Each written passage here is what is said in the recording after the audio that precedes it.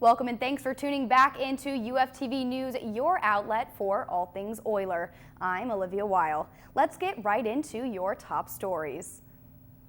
New Lend EDU data reveals that University of Findlay students may be deeper in debt than most. UF was ranked 736 out of 845 colleges and universities across the country.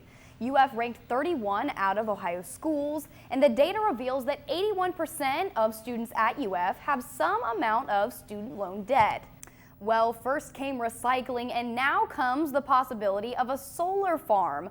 I met with Orion Jones, director of the University of Findlay physical plant, to learn more about what's in the works. Well, the plan is to set up a solar field out behind our location right here where there's an open grass previously used as a football field that can tie into either the Fitness and Recreation Center or else the Davis Street building, which are two large energy consumers.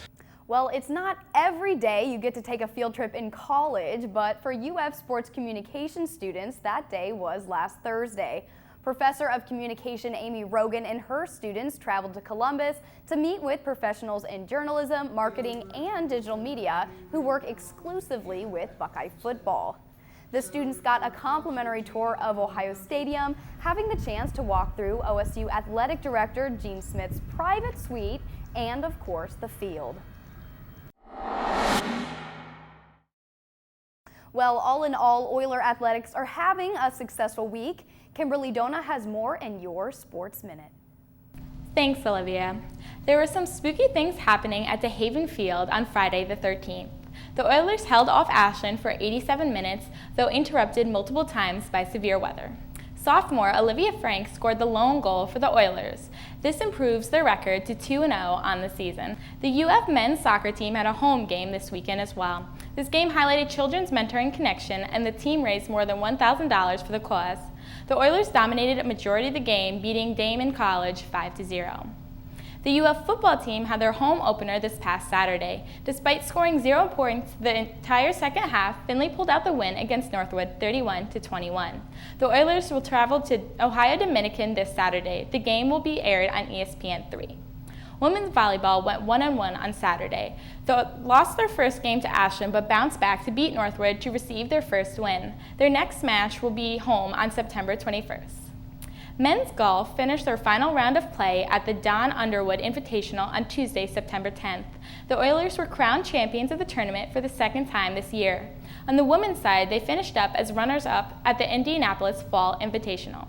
Back to you, Olivia. What now seems to be the major question after a coordinated attack on Saudi Arabian oil facilities. The attacks have sent U.S. gas prices skyrocketing, only leveling since President Trump authorized use of the country's emergency oil reserve. Though Yemen rebels are claiming responsibility for the strikes, Trump believes Iran may be to blame. New this week, President Trump is coming to Ohio. The president, along with the Prime Minister of Australia, will tour a new Australian-owned manufacturing company in Wapakoneta. This is Trump's third visit to the Buckeye State in less than 2 months. The visit will highlight foreign relations.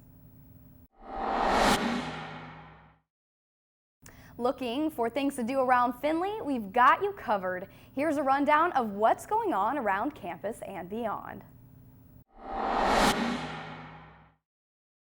So if you're looking to stay on campus, there's plenty to do. On Friday, you can catch spinning classes at both 7 a.m. and 12 p.m. in the Cardio Center. Then, if you want some good food afterwards, you can stop by the Buford Center for a Nigerian cooking demonstration. That runs until 1. If you're looking to get out and explore the city of Findlay, we have some information for you too. The first ever Route 224 Music Festival is being held at Red Hawk Run Golf Course from 4 to 11 p.m. The event features Red Wanting Blue and spotlights other bands. Tickets are priced at $25 during pre-sale and $30 at the door. But if you're in the mood for something a little bit more low-key during the week, you can check out the Hancock County Farmers Market every Thursday from 4 to 6 p.m. in the parking lot of the Marathon Center for Performing Arts. That's all we have for this week's show. I'm Olivia Weil. Thanks for joining us, and we'll see you next time, Oiler Nation.